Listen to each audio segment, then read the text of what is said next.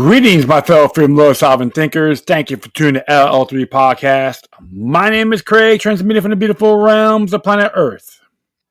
Today's date is Monday, March 24th, 2025. This is episode 1823, if I'm correct. Yeah, if I'm mistaken, I apologize.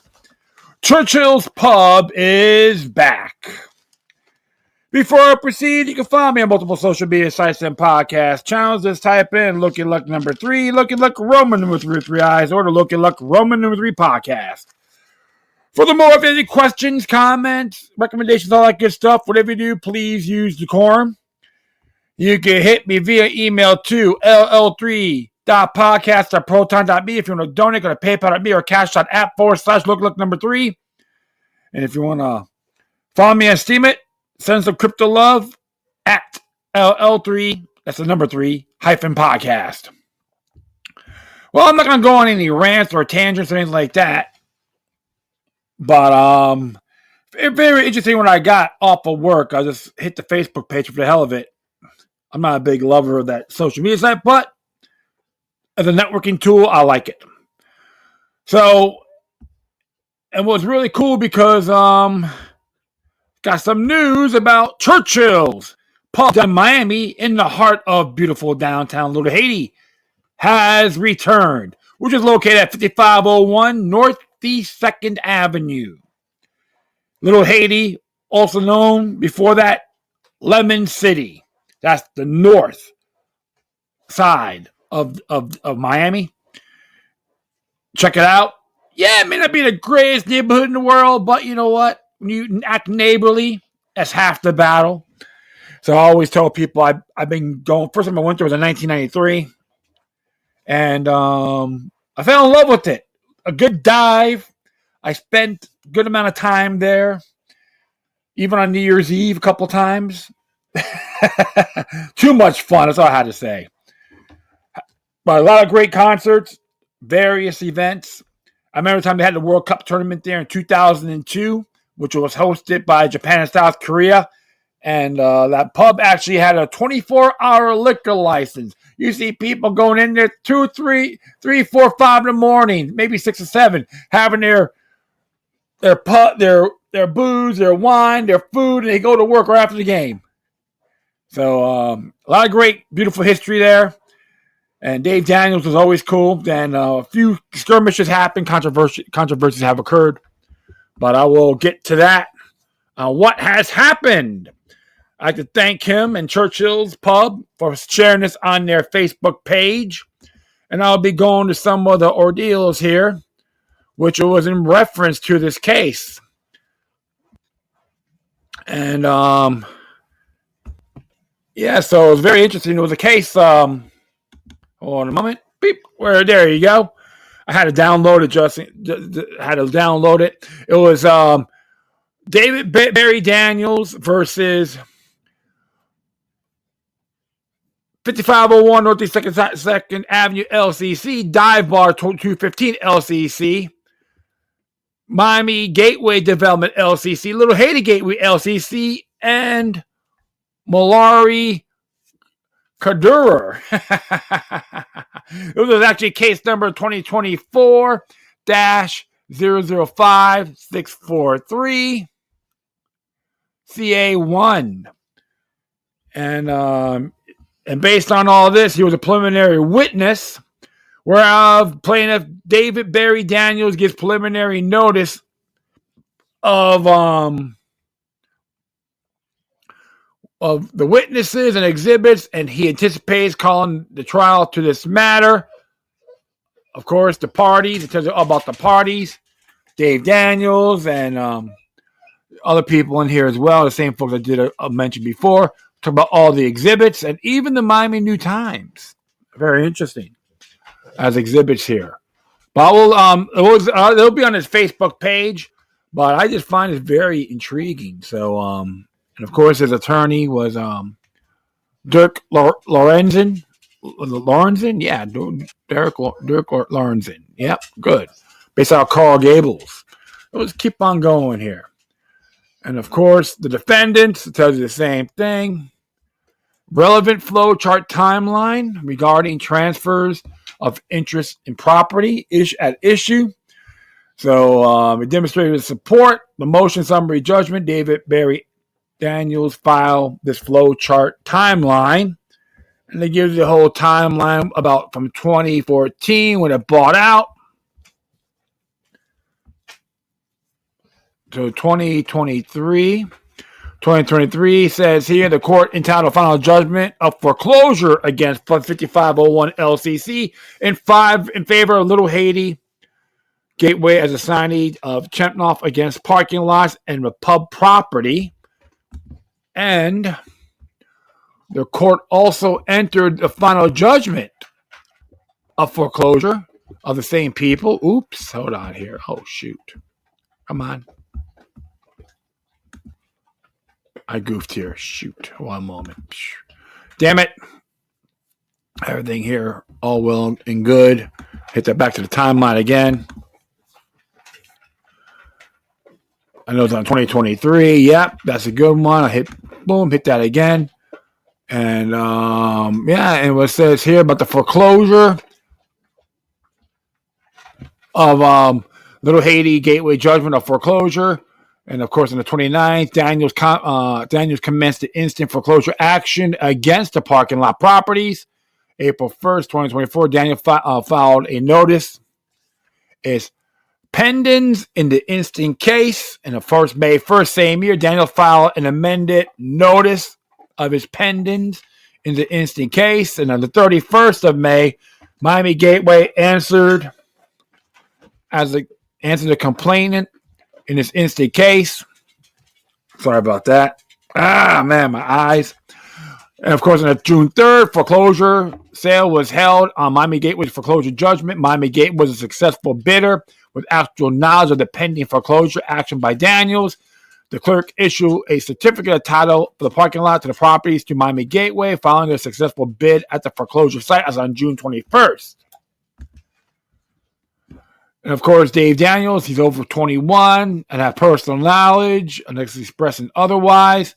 The former, talk about the history of the former owners and all that good stuff. I'm not gonna, go through the whole thing, but based on what happened here, the mortgages and it was done in bad faith. So I don't want to say bad faith, but didn't follow through. The grantees, I call them, the grantees didn't follow through. And very interesting because it says here, number 6, the 2014 note has not been fully paid, canceled, or otherwise satisfied. The debt represented by the 2014 note remains outstanding. So, wow. Certain payments were made on the obligation represented by the 2014 note, but no payments have been made since October 1st, 2023. So based on this, 5501 and Carterer has been in default in various obligations under the 2014 note and the mortgage, including prior defaults of obligations to enter timely payments. And of course, there is 4 entered into various agreements to try to work out the defaults. These include a second promissory note modification hereafter in 2020. And of course, it goes here. The 2015 bar was additional borrower or grantor.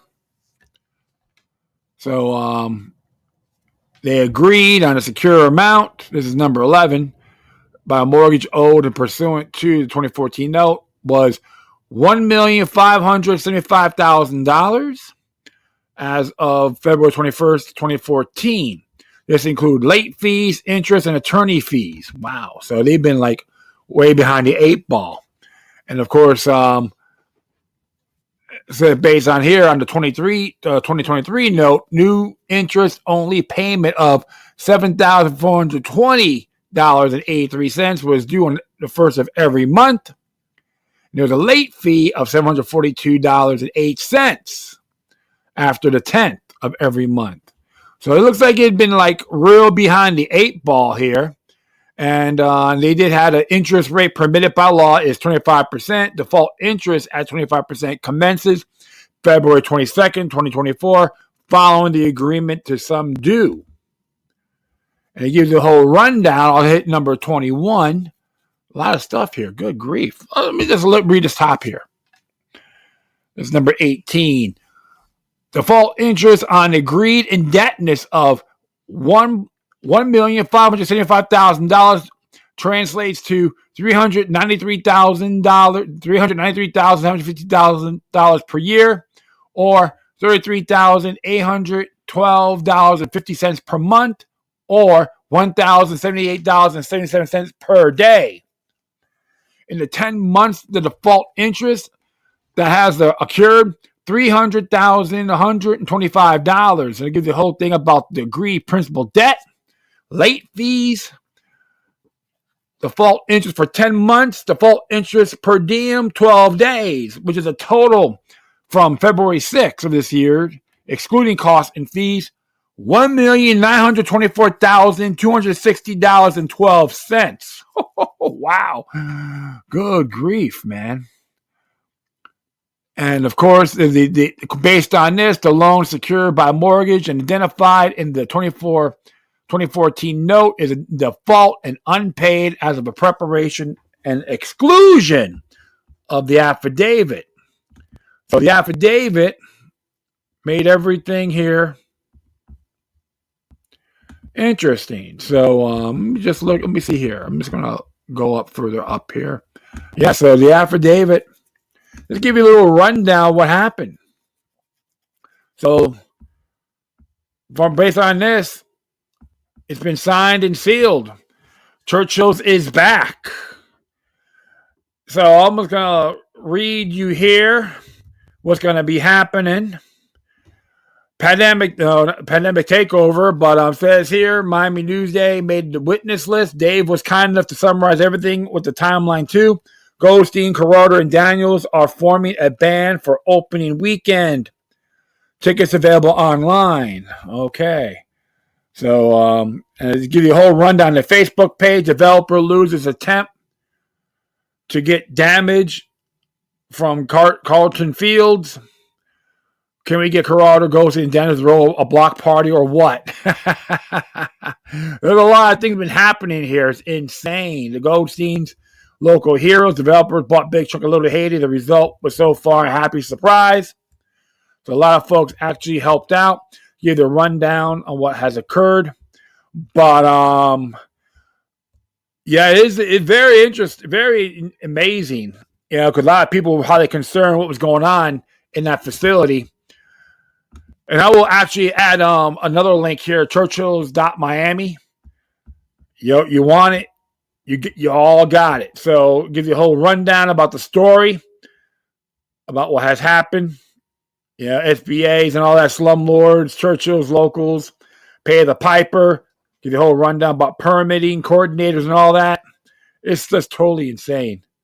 Big trouble, Little Haiti. There's a big list. The scheme team.